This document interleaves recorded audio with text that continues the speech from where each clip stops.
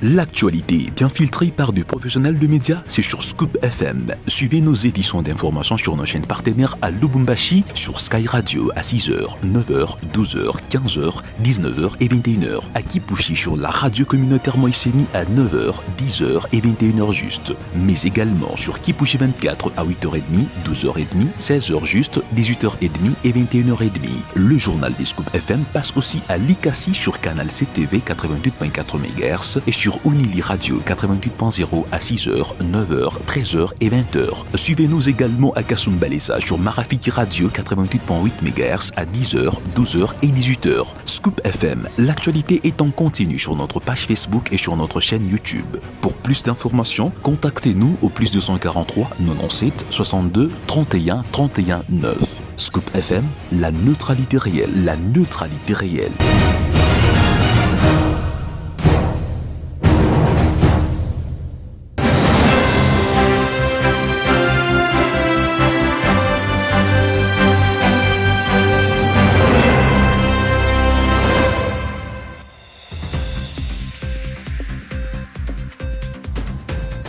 Madame, Messieurs, vous écoutez la radio Scoop FM, c'est le rendez-vous d'actualité, journal de Serge Kaye Yawamulumba depuis la ville de Mbujumaï. Nous sommes dans la province du Kassai-Oriental. Au sommaire de cette édition d'actualité, la première ministre de la RDC a encouragé les léopards congolais ce mercredi matin. C'est après le duel qui les ont opposés au Fennec d'Algérie en marge de la CAN Maroc 2025. Tous les détails à suivre dans cette édition d'information. Meilleures conditions d'écoute à tous et à toutes.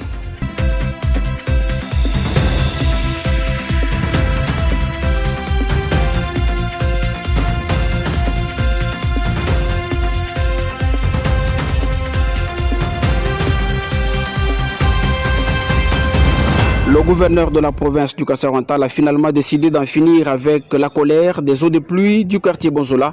Nous sommes dans la ville de Mbujumaï. Ce mardi 6 janvier 2026, Jean-Paul Mbobekapo a donné le ton aux travaux de construction du collecteur d'eau situé sur l'avenue Cathédrale dans l'objectif de sauver toutes les maisons du quartier Bonzola. Il a dans son adresse rassuré que ces travaux, déjà lancés plusieurs fois sans impact avant lui, laisseront cette fois-ci dans une phase décisive et durable, d'où son appel à la population de s'approprier ces travaux. Nous nous retrouvons en ces lieux pour répondre aux attentes de la population, notamment de la commune de Dibindi et surtout dans le quartier Bonzola 2. Nous nous sommes battus pour qu'au jour d'aujourd'hui, nous venons poser la première pierre pour la construction du collecteur de la cave. Et je demande à toute la population qui a crié tant pendant autant de jours. Nous ne dormions pas sur nos lauriers, nous étions en train de travailler, trouver une solution durable. C'est pourquoi aujourd'hui, nous sommes là avec les services techniques pour poser la première pierre et construire ce collecteur de manière durable et moderne. Donc c'est un travail que vous-même, vous devez surveiller. À Kolosi, dans la province du Lualaba, la société civile s'est exprimée sur la situation des creuseurs artisanaux.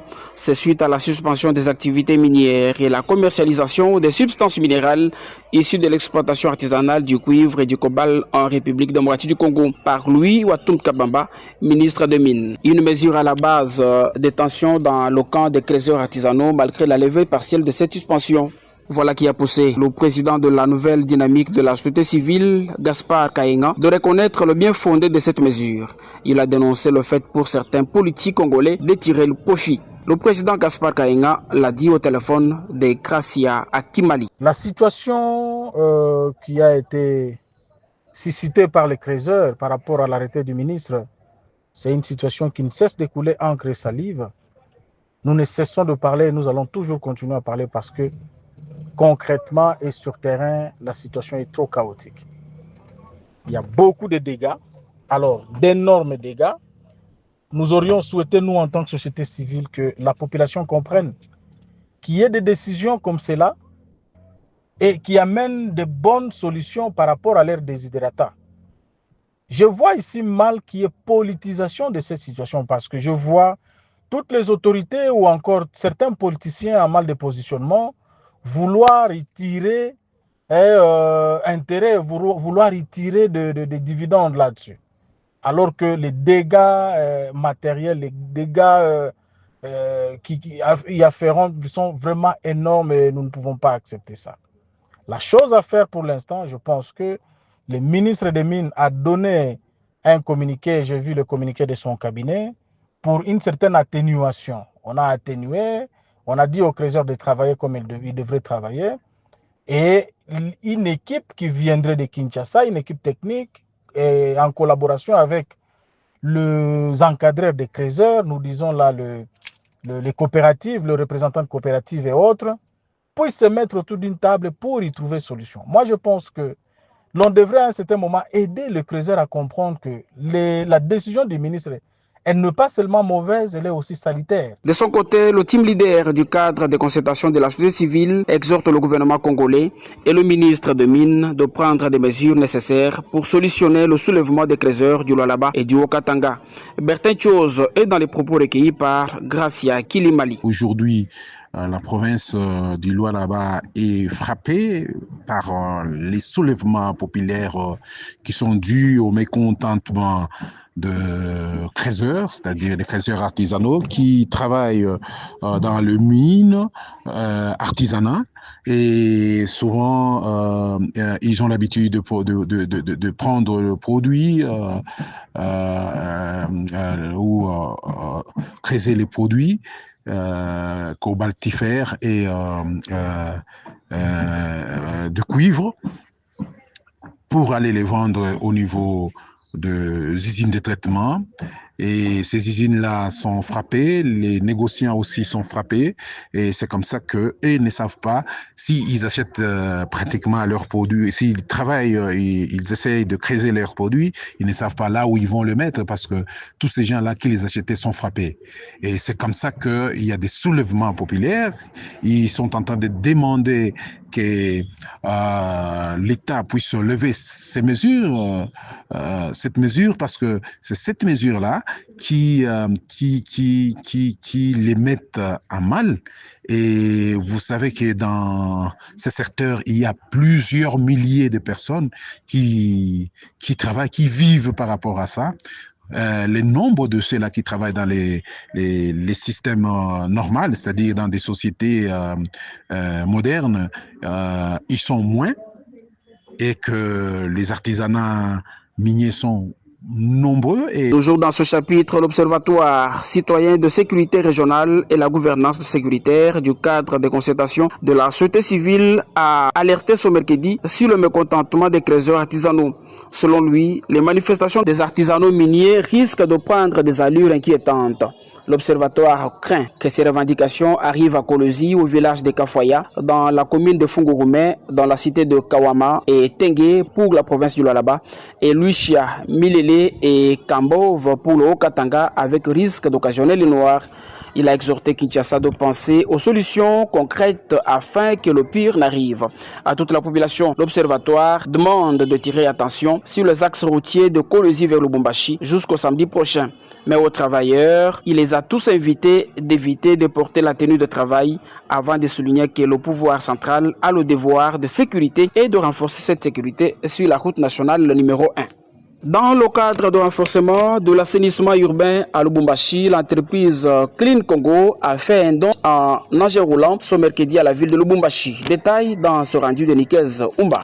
L'entreprise Clean Congo a posé un geste concret en faveur de l'assainissement urbain à Lubumbashi en dotant la mairie de 3 tricycles destinés à l'évacuation des déchets. Cette initiative s'inscrit dans la vision de modernisation et de sécurisation de la capitale cuprifère portée par la maire ad interim Joyce Tunda Chansa. À travers ces dons, Clean Congo entend accompagner les efforts municipaux visant à améliorer le cadre de vie de Luchois tout en renforçant les capacités opérationnelles des services urbains. Les tricycles remis permettront notamment d'atteindre des zones difficilement accessibles par les engins classiques, contribuant ainsi à une meilleure gestion des déchets. Ce partenariat public-privé illustre une responsabilité partagée entre les autorités et les acteurs économiques locaux. Il se veut également un appel à la mobilisation collective invitant d'autres entreprises et citoyens à s'impliquer activement dans la lutte contre l'insalubrité. En soutenant l'action municipale Clean Congo et la mairie de Lubumbashi donne l'exemple d'un engagement citoyen au service d'une ville propre, moderne et durable. Et puis en sport éliminatoire de Léopard de la CAN Maroc 2025, Moïse Katumbi Chapoy a réagi ce mercredi. Le président du Tout-Puissant Mazembe a salué la prestation des Léopards, qualifiée d'un combat exemplaire caractérisé par la discipline, la solidarité et l'immense amour du maillot. L'ancien gouverneur de l'ex-Katanga a indiqué que cet échec ne fasse ni le courage ni la dignité des joueurs congolais. Il a dit à l'équipe nationale qu'elle n'a pas de mérité, mais plutôt à honorer la nation congolaise. Toujours en rapport avec la disqualification des Léopards congolais, le capitaine Chancel Mbemba a aussi réagi. Dans un discours de responsabilité et de projection, Chancel Mbemba a reconnu la fin de ce parcours continental. Il a invité ses pairs à rester concentrés sur l'objectif majeur qui vient. Il s'agit bien entendu de la qualification des Léopards pour la Coupe du Monde prochaine. On a montré, ça fait mal, mais on est les soldats, on a bâti. On a mouillé notre maillot pour faire plaisir à tous les peuples congolais parce qu'il y en a les gens ils souffrent, il y a tous les peuples congolais, il y a une partie qui souffre. Quand une partie souffre, c'est que tous les corps ils souffrent. Et nous, on souffre. Mais il fallait, on fait notre boulot sur le terrain. Oh, la cruauté est terrible. Oh, que c'est cruel. Du football, ça bat sur la tête. Madame, Messieurs, c'est ça la fin de ce journal de Scoop FM. Serge Kayeya Wamulumba vous dit merci de l'avoir suivi depuis la ville de Mbujumaï.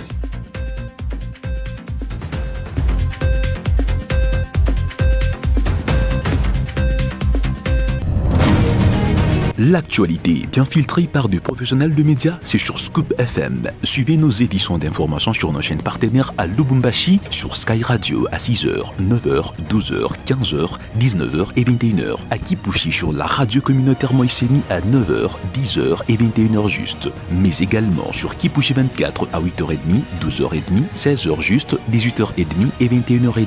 Le journal des Scoop FM passe aussi à Likasi sur Canal CTV 88.4 MHz et sur Unili Radio 88.0 à 6h, 9h, 13h et 20h. Suivez-nous également à Kasumbalesa sur Marafiki Radio 88.8 MHz à 10h, 12h et 18h. Scoop FM, l'actualité est en continu sur notre page Facebook et sur notre chaîne YouTube. Pour plus d'informations, contactez-nous au plus 243 97 62 31 31 9. Scoop FM, la neutralité réelle, la neutralité réelle.